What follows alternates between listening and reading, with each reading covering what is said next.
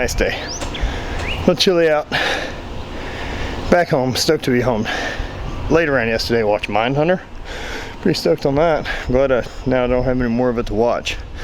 Fuck. So a little exercise, get things moving, start editing, catch a workout, 2 meetings. Let's do it. Stoked to be back from Chicago. Man, what a fucking great trip. Big thank you to everyone who came out to the seminar. It was great getting a chance to talk to you. Thanks to Ed Cohn, thanks to Tom Soroka, thanks for Bonnie, Maddie, everyone who was involved. Thanks so much. Really looking forward to the next one of these, which I think is I think it's in New Hampshire, June 2nd, with Jeff Nichols is going to be the next one, unless one comes up before that. So watching my last squat video, I wanted to kind of talk about like post-surgical, post-injury rehab stuff where we're going to be fighting imbalances. You can see from this little clip of my squat how offset my hips are, as well as how much less ass I have on the right side. And that's from atrophy and not being able to access things the right way, walking around on a stiff leg, limping. All these things are going to add into that. And so what you can do to combat them. So these are going to be a few of the exercises I've been using. Just doing a banded, simple glute here. Keeps me off the floor, keeps me standing, not too much stress on the knee. You know, and then as well as using the slingshot and doing some regular glute bridges. You know, the trick for me is trying to find stuff that doesn't aggravate the knee that allows me to put this work in. It's really easy to do glute work, but a lot of stress goes on the knee and the legs. I can also do a single leg version of this per side. Now this is all hypertrophy work, right?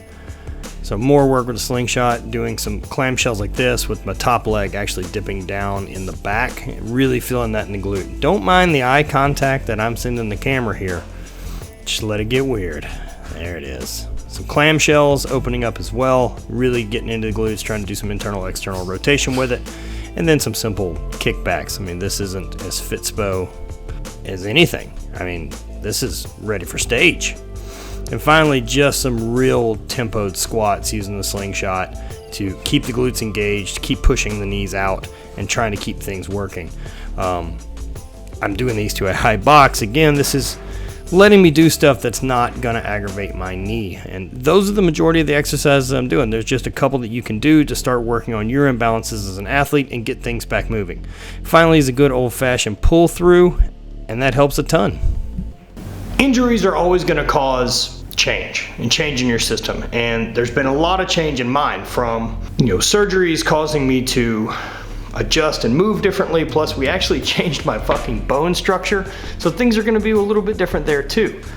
But it's really going to make a difference how you go at the rehab. So I'm still doing things bilaterally, using both legs, doing all that.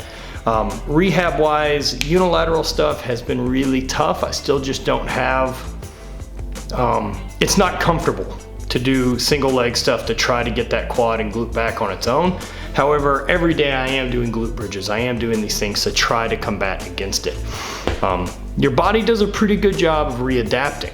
And so the longer it's gonna be, the better all that stuff's gonna get. It's just a matter of getting things to turn back on, get things working, and getting into the right areas. For me, that is a lot of walking that I've been doing, using a hip circle so that I can get the hips to actually turn on. Doing a lot of glute bridge work. I actually got a membership to like a 24-hour type gym to go use machines and do some leg press, to do some single leg stuff on some really light, like nothing weight, and hit leg curls, leg extensions and stuff like that, essentially trying to get some hypertrophy work back into that leg to rebuild some mass. Correcting these imbalances is going to be a big deal. You know, that's something that we're working on through chiropractor care, through my massage therapist, is trying to get things aligned the right way so that I can start accessing those things that have kind of been dormant and asleep because of the change in my geometry, the change in my bone structure. And so it's just a matter of staying diligent on those things. It's going to take a long time. Kind of once you stop that mind and muscle connection and things turn off, it's really a trick to get them to turn back on. So one of the other ways that I'm using that is actually using the power dot on my butt cheek to get it to flex, and then I'm flexing with it as I'm using it so that I can start trying to retrain my brain to establish how to fire that glute hard as need be. This is also going to help reset my hips to where they need to be instead of the current position they're in, because there's a big difference between my right and my left. But look, there's a lot of things, right? While none of us are going to operate perfect, I'm never going to be back to perfect, and I'm never going to fully correct this. And that's part of the price I pay for pursuing a sport for as long as I did, especially pursuing a sport at the upper end. You know, always remember that if you're trying to pursue a sport and be the best that you can be at it, to try to reach your full body's potential, or your body's full potential, it's not going to be healthy. It's not going to be even. There are going to be consequences for this. I'm good with that exchange.